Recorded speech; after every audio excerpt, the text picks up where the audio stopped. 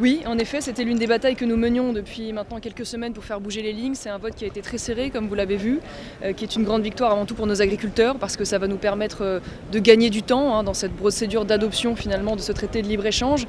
du temps qui sera nécessaire pour continuer de mettre la pression sur notre président de la République, puisque vous savez que nous plaidons, nous, pour que le président tape du poing sur la table et gèle la contribution financière de la France à l'Union européenne, et pourquoi pas d'ailleurs envisage de mettre son veto au projet pluriannuel financier en vue d'expliquer à Mme von der Leyen que la voie de la première puissance agricole européenne ne peut pas être contournée dans ce dossier.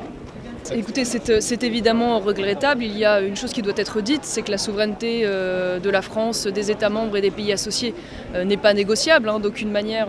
évidemment. Maintenant, je crois que sur ce dossier comme sur d'autres, il faut savoir raison garder, il faut surtout savoir en tirer les grandes leçons politiques,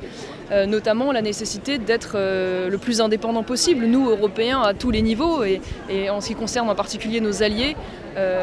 qui devrait peut-être faire bouger les lignes quand on sait qu'un certain nombre de pays membres, dont le Danemark d'ailleurs, préfèrent bien souvent acheter du matériel américain. Je pense notamment aux avions F-35 plutôt qu'aux Rafale français,